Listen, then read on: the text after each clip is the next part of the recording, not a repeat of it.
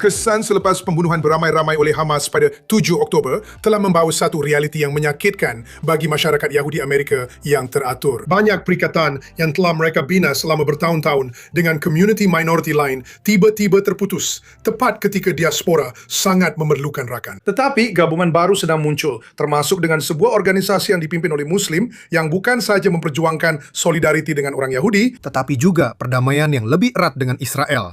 Inilah topik American View minggu ini. Selamat datang ke American View. Saya hos anda, Mike Wagenheim. Bersama kita hari ini ialah Anila Ali dari Majlis Pemerkasaan Wanita Muslim Amerika dan Pelbagai Agama, MWAC. Terima kasih kerana meluangkan masa untuk bersama kami di sini. Ini adalah kerja yang sangat penting dan pakatan yang kritikal sedang dibina pada masa yang kelihatan penuh cabaran dalam hubungan Yahudi Muslim dan Yahudi Arab. Maksud saya, bagaimana perkara ini boleh berlaku kepada anda dan organisasi anda? Anda telah bertanya kepada saya satu soalan yang membawa saya kembali ke peristiwa 11 September. Itulah ketika ideologi yang sama yang menyerang Israel pada 7 Oktober turut menyerang negara kita, Amerika Syarikat. Dan pada masa itu, saya seorang ibu muda baru sahaja berpindah ke Amerika untuk menjadi seorang Muslim yang bebas. Dan tiba-tiba, saya rasa perlu untuk menyuarakan apa yang saya tidak dengar di masjid dan organisasi Muslim, bahawa kami sayang Amerika. Kami datang ke sini kerana nilai-nilai Amerika.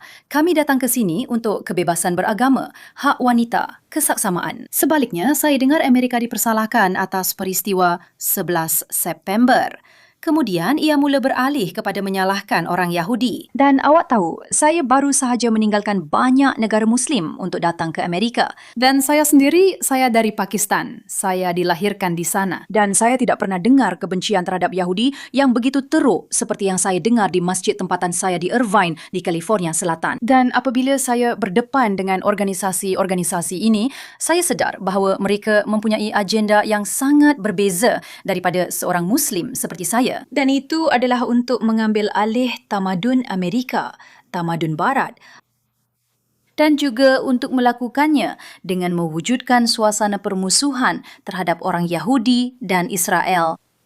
Dan pada masa itulah anda tahu, saya menelusuri warisan Abrahamik saya sendiri bahawa saya seorang Muslim. Saya dilahirkan di sebuah negara yang wujud pada masa yang hampir sama dengan Israel. British yang melakukannya. Mereka membahagikan India dan Pakistan. Tetapi ibu bapa saya, datuk nenek saya yang semuanya dilahirkan di India, tidak pernah mengajar saya untuk membenci sesiapa pun. Dan kenapa kita di Amerika diajar untuk membenci orang Yahudi dan Israel? Kerana konflik Timur Tengah yang sebenarnya boleh diselesaikan dengan mudah.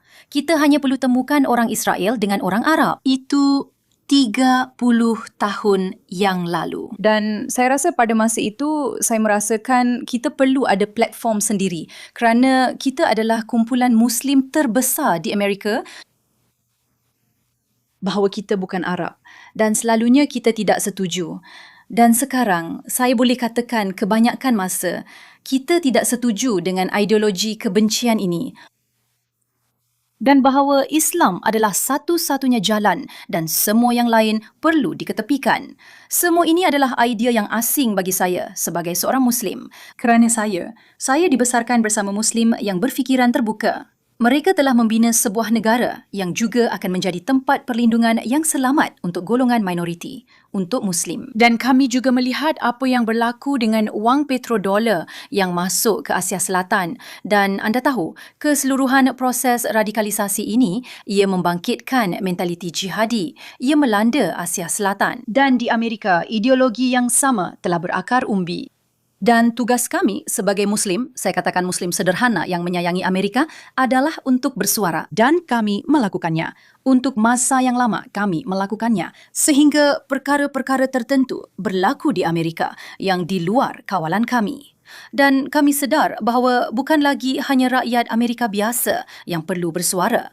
Kerajaan juga perlu memainkan peranan kerana terdapat organisasi dan negara-negara yang di luar kawalan kami di Amerika Syarikat sebagai rakyat Amerika yang sedang melabur dalam indoktrinasi umat Islam Amerika ini. Dan kemudian kita semua tahu apa yang berlaku. Jadi, saya sedar bahawa saya perlu mempunyai platform wanita kerana selalunya organisasi-organisasi yang wujud di Amerika dari awal lagi, Saya telah menghadapi banyak sikap benci wanita. anda tahu, Council on American Islamic Relations, ICNA, ISNA, Islamic Relief, saya selalu menegur mereka kerana tidak mempunyai perwakilan wanita yang setara. Dan apabila mereka ada wanita, mereka mahu kami sekadar menjadi simbol. saudari, kamu boleh duduk di dapur. Dan saya membantah perkara itu. Saya kata, Benazir Bhutto di Pakistan tidak duduk di dapur. Begitu juga tiada sesiapa di India atau Bangladesh yang berbuat begitu. Kita ada pemimpin wanita Asia Selatan yang telah memimpin negara-negara majoriti Muslim yang besar. Dan sudah tentu, Indira Gandhi di India. Dan itulah tamadun saya. Dan tidak, anda tidak boleh suruh saya duduk di dapur. Saya ada kesamarataan. Saya seorang rakyat Amerika. Dan apabila kami mula menyelidik organisasi-organisasi ini dan struktur mereka serta melihat, anda tahu, kami berjaya mendapatkan begitu ramai wanita dipilih menganggotai lembaga masjid. Mereka telah didiamkan. Kenapa? Kerana mereka tidak berkongsi ideologi berasaskan rasa tidak puas hati yang dimiliki oleh organisasi-organisasi di Amerika yang mendakwa sebagai organisasi hak sivil Muslim. Anda tahu, kami sayangkan Amerika. Kami datang ke sini untuk memastikan anak-anak kami mendapat peluang yang kami tidak perolehi semasa tinggal di negara-negara majoriti Muslim yang tidak memberikan peluang, kesamarataan dan maruah yang sama kepada kami sebagai wanita. Dan kini kita kembali kepada ideologi yang sama. Ia tidak boleh diterima oleh kami dan gerakan kami menjadi gerakan hak sivil wanita Muslim yang pertama. Ini berlaku pada tahun 2011 dan anda boleh bayangkan bahawa ramai orang yang tidak suka kami. Saya hanya boleh mula membayangkan. Jadi itu dalam. Maksud Maksud saya, walaupun begitu, apabila anda bercakap tentang perkara ini, jurang atau perbezaan antara komuniti Muslim Asia Selatan, komuniti Muslim Arab, bagaimana anda fikir organisasi yang anda bina boleh dikembangkan mengalu-alukan orang lain untuk turut serta dan membina hubungan-hubungan ini? Sebenarnya lebih mudah untuk berkumpul dalam kelompok sendiri daripada melakukan usaha mendekati masyarakat. Bagaimana perkembangan itu berlaku? Anda tahu, sebelum ini saya akan katakan segalanya berubah secara drastik selepas 7 Oktober. Tetapi semasa kami membina organisasi kami, terdapat begitu ramai wanita Muslim, lelaki Muslim yang mengikuti jejak langkah kami dan berkata, kami cintakan Amerika. Orang Yahudi adalah jiran kami. Kami mempunyai hubungan yang kukuh dengan organisasi Yahudi. ADL di California, ADL di New York, ramai rabai Yahudi yang berdiri bersama kami. Kami pernah mengadakan iftar antara agama yang besar di sinagog sehingga jumlah Muslim begitu ramai sehingga kami terpaksa berkata, dengar, kita tidak akan dapat memuatkan semua orang ke dalam sinagog. Maksud saya, jika anda melihat sejarah bagaimana kami membina hubungan dengan komuniti Yahudi dan sudah tentu komuniti Kristian serta komuniti lain juga, ia adalah satu gerakan yang indah dan sudah tentu ada terlalu ramai orang yang tidak suka perkara itu berlaku. Dan juga semasa kami membina perkara ini di Amerika, ramai pemimpin Muslim kami. Wanita seperti saya yang bertanding untuk jawatan. Lelaki seperti saya yang cuba untuk menyertai organisasi-organisasi ini dan membawa kepelbagaian pendapat, pluralisme, mereka juga menjadi sasaran dan didiamkan. Organisasi kami, saya boleh katakan, adalah satu di mana orang ramai mempercayai kami kerana kami juga bekerjasama dengan kerajaan AS pada masa itu untuk merintis banyak projek seperti program menangani ekstremisme ganas. Organisasi kami menerima begitu banyak anugerah. Kenapa? Kerana kami membina satu gerakan Muslim yang berdaya tahan di mana kamilah yang menegur ketaksuban dari dalam dan luar. Malangnya, apa yang berlaku adalah pada tahun 2015, kami melihat peningkatan sentimen anti-Yahudi. Anda tahu, mula-mula ada BDS dan kami mula mendengarnya. Kemudian ada pula Zionisme, anti-Zionisme. Anda tahu, hak Israel untuk wujud. Itu sentiasa menjadi persoalan. Ia sepatutnya tidak menjadi persoalan. Semua orang di dunia Islam sepatutnya menerimanya. Dan hari ini, rakyat Palestin mungkin sudah mempunyai sebuah negara. Tetapi kerana itu tidak berlaku, persoalan itu mula timbul dalam khutbah-khutbah yang saya dengar di masjid. Perbualan di sebalik pintu tertutup. Anda tahu, saya sendiri, selepas Ilhan Omar dipilih dan beliau, anda tahu, sebagai wakil, beliau sebenarnya boleh melakukan banyak perkara untuk menyatukan orang Islam dan Yahudi. tetapi beliau memilih untuk memecah belahkan kita dengan lebih teruk lagi. Tetapi apa yang beliau lakukan ialah membuka ruang seluas-luasnya kepada banyak sentimen antisemitisme yang telah disemai dalam komuniti Muslim melalui organisasi dan struktur-struktur ini. Dan ia menjadi perkara biasa, malah kadang-kadang dianggap hebat untuk mengatakan orang Yahudi menguasai dunia. Orang Yahudi menguasai Hollywood. Dan apabila anda mendengarnya lebih daripada sedozen kali, anda mula mempercayainya. Dan saya perasan perubahan besar bahkan dalam lembaga saya sendiri. Kami ada Muslim, Yahudi, Kristian dan ada acara di mana seseorang akan berkata, anda tahu, kenapa kita tak tulis sesuatu tentang Ilhan? Jadi, apa kalau dia cakap begitu? Dia seorang wakil rakyat. Dia cuma bercakap tentang kebenaran. Betul tak? Jadi bila anda mula menghalalkan antisemitisme yang datang daripada wakil rakyat yang dipilih, memang ada sesuatu yang sangat tidak kena sedang berlaku. Dan itulah yang saya lihat. Anda tahu, semasa saya bekerja, bahawa antisemitisme ini sekarang bukan lagi tersembunyi di sebalik anti-Zionisme, isu hak Israel untuk wujud, BDS dan perjuangan Palestin. Ia secara terang-terangan menyerang orang Yahudi. Dan pada masa itu, saya dan organisasi kami mengambil pendirian. Anda tahu, kami menghadapi cabaran. Ada orang Islam yang pergi ke masjid dan mereka akan berkata, anda sebahagian daripada Amwaj dan mereka akan mengganggu mereka. Mereka akan mendiamkan mereka.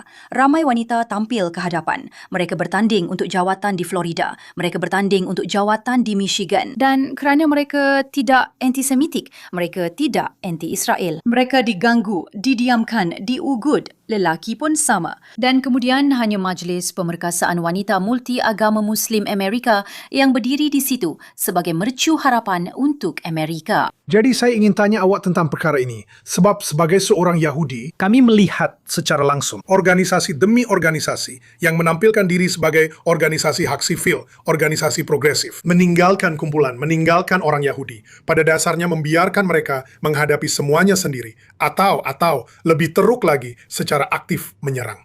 Apa yang membezakan kumpulan-kumpulan itu daripada kumpulan anda? Apa yang anda lihat? Apa yang anda nampak yang mereka tidak nampak?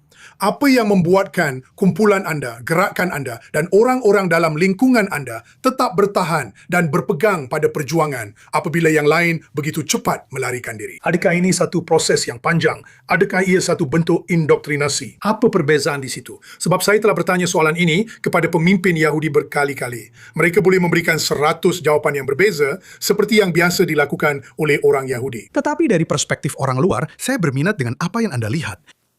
Anda tahu, saya sentiasa percaya bahawa payung Abrahamik lebih kuat daripada apa-apa pun. Dan saya sendiri membesar dan sebab kenapa saya sangat percaya pada nilai dan perpaduan Muslim, Yahudi, Kristian adalah kerana nenek saya merupakan seorang tokoh besar gerakan wanita di India. Dan beliau adalah wanita Muslim pertama yang dipilih ke Parlimen India yang didominasi lelaki. Hindu dan Muslim adalah golongan minoriti. Dan beliau banyak menulis tentang Islam, hak wanita. Jadi saya dibesarkan oleh pemimpin seperti itu, ayah saya juga, yang berkhidmat di England untuk Pakistan. Dan pada masa itu, kami melihat radikalisasi komuniti Muslim di sana. Dan beliau akan membawa saya ke semua kawasan ini di England. Dan apa yang beliau sampaikan? Kesatuan Abrahamik. Dan berkata, anda tahu, ini bukan Islam. Ini bukan budaya kita. Kita berasal dari tamadun lembah Indus, di mana kita mempunyai kasih sayang untuk semua orang. Di mana selama berabad-abad kita mempunyai nilai-nilai murni. Di mana agama Buddha berkembang maju, agama Hindu berkembang maju dan kita tidak membenci. Dan ia seolah-olah deja vu bagi saya apabila saya rasa saya perlu mengingatkan umat Islam. Siapa anda? Anda berasal daripada Nabi Ibrahim, salam sejahtera ke atasnya. Apabila kita sebagai Muslim berdoa 5 kali sehari, kita memohon kepada Allah untuk memberkati Nabi Muhammad dan keluarganya, seperti mana dia memberkati Nabi Ibrahim dan keluarganya. Dan siapakah yang mengajar kita untuk membenci Nabi Ibrahim, keluarganya dan anak-anaknya? Dan itulah asas kepada semua kerja kami, bahawa anda boleh mempunyai perbezaan geopolitik. Anda tahu, anda boleh berdebat. Anda boleh mempunyai perbezaan pendapat, tetapi untuk menyeru kepada pemusnahan bangsa Yahudi, itu tidak Islami. Ia juga tidak mencerminkan nilai Amerika. Ia memang jahat. Dan apabila kami mendengar itu di sebalik pintu tertutup semasa saya bermesyuarat dengan ramai pemimpin ini, mereka akan memberitahu saya, Tidak kakak, kamu tidak boleh berkawan dengan orang Yahudi dan Kristian. Dan kamu boleh bayangkan, saya terus kembali kepada ajaran datuk nenek saya dan saya dedahkan mereka. Saya menulis di media sosial bahawa inilah pemimpin organisasi hak sivil yang mengatakan mereka mewakili kita semua, tetapi mereka tidak mewakili pandangan saya. dan pada masa itu kami ada pasukan petugas mengenai kebencian dan mereka memberi kami platform sebagai Muslim sederhana untuk berdepan dengan golongan Islamis yang duduk bersama kami. Anda tahu, banyak organisasi hak sivil ini dan saya akan bertanya kepada mereka, saudara, anda hantar 5,000 message text. Message text yang mengatakan Anila Ali terlalu rapat dengan orang Yahudi. Dan saya kata, apa salahnya dengan itu? Dan kemudian pihak penguatkuasa undang-undang akan hadir. Jadi, ia memberi kami platform. Ia menguatkan kami. Dan ia membuat ramai orang Islam kembali kepada akar ajaran Nabi Ibrahim serta Al-Quran. Dan juga tidak didoktrin oleh Al Jazeera yang memang sudah pun mendoktrin kami. Jadi, dengan mengingati hal itu, masa itulah saya sedar, jika kita lihat pada Al-Quran kita, ajaran kita, dan kita ingatkan umat Islam tentang siapa diri mereka, itu akan membuat mereka tetap teguh dalam iman, teguh dalam perpaduan. Dan itulah yang kita lakukan hingga hari ini. Kita hanya ingatkan umat Islam, siapakah anda? Tetapi itu tidak bermakna tiada perbezaan yang timbul. Walaupun dengan di Israel pun ada perbezaan, betul? Sentiasa. Bagaimana Anda mengatasinya? Bagaimana Anda memastikan perselisihan itu kekal dalam keluarga besar boleh dikatakan? Bagaimana Anda dan organisasi Anda mengatasi perbezaan tersebut? Kami percaya pada perbualan terbuka dan berbincang, bercakap mengenainya. Kami mengadakan banyak forum dialog antara agama. Kami juga percaya bahawa sebagai orang Islam, kami tidak boleh berdiam diri apabila orang Kristian dianiaya di negara-negara Islam. Jadi kami banyak melakukan kerja berkaitan perkara itu. Dan kami faham bahawa jika anda jujur, bahawa jika anda berkata benar, orang ramai akan tahu, anda boleh tahu siapa yang tidak ikhlas, siapa yang hanya berkawan dengan orang Yahudi. Kerana sekarang ia menguntungkan dari segi politik. Dan siapa yang melakukannya? Kerana agama mereka menuntutnya. Nilai-nilai mereka juga menuntutnya. Dan saya rasa Amerika melihat, orang ramai tahu. Dan itulah sebabnya saya masih duduk di sini. Walaupun ada cubaan untuk memulaukan kami, untuk mendiamkan kami, fatwa-fatwa terhadap kami. Malah 6 bulan lalu pun, Mike, kami mengadakan acara perpaduan Abrahamik dan ia hanyalah makan bersama di California. Seorang imam, seorang pastor dan seorang rabai. Dan mereka semua mempunyai perbezaan pendapat. Tetapi inilah Amerika. Di sinilah anda berkumpul dan membina ikatan berdasarkan nilai-nilai penerimaan Amerika. Dan kita semua boleh, anda tahu, hidup bersama secara harmoni. Majlis Syura di California, CARE, semua organisasi ini, organisasi hak sivil Muslim, mereka memboikot kami.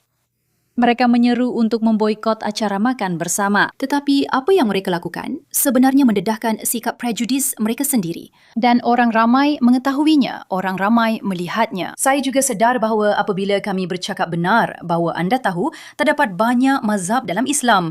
Ada Syiah, ada Sunni, ada Ahmadiyah. Kami telah menyatukan mereka.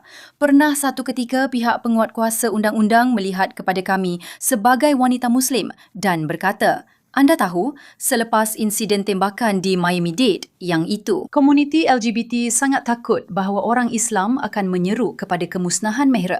Dan apa yang berlaku? Dan Anila, bolehkah awak bantu?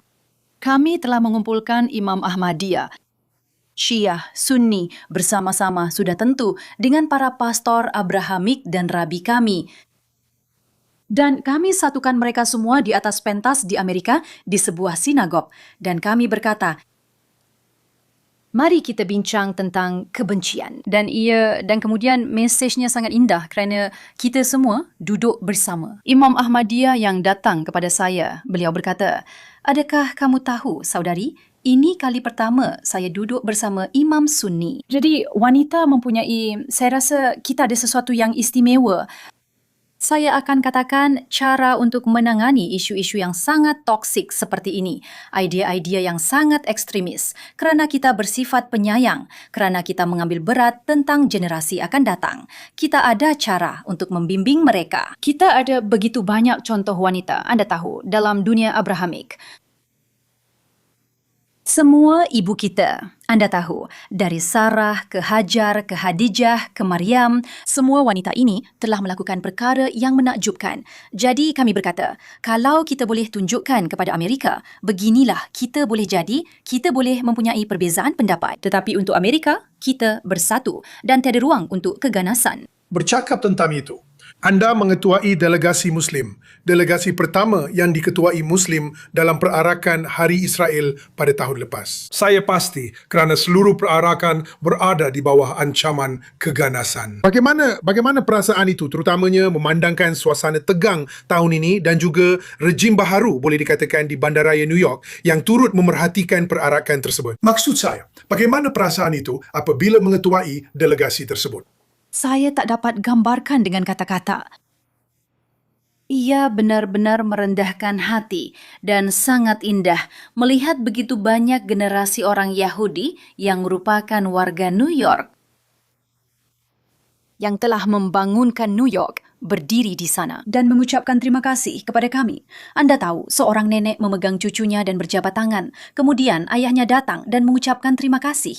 Ia benar-benar merendahkan hati. Dan ia juga membuat kami sedar bahawa kami perlu melakukan lebih lagi, bahawa kami perlu menjadi lebih berani, bahawa kami perlu bersuara dengan lebih lantang. Tetapi ia juga memberitahu kami bahawa sebagai Muslim dan Yahudi, kami perlu bersatu semula, bahawa terdapat ramai Muslim. Anda tahu, ada beberapa orang Muslim yang berkata, kami mungkin tidak akan berjalan. Kami hanya akan berada di tepi. Mereka semua datang ke hadapan. Malah salah seorang daripada mereka datang ke hadapan saya dan saya memandangnya sambil berkata, baiklah, adakah awak okey? Dan dia berkata, ya, ia sangat indah untuk melihat ini. Kita lebih kuat bersama. Saya sentiasa percaya begitu. Dan bagi saya, ini adalah cara saya membalas jasa kepada saudara-saudara Yahudi saya. Kerana selepas 11 September, anda tahu, saya dan seperti ramai Muslim lain, kami dipanggil pengganas. Saya sendiri adalah seorang guru kelas dan ramai murid sering dipanggil pengganas. Dan saya sendiri mengalami banyak insiden seperti itu. Tetapi komuniti Yahudi yang tampil ke hadapan.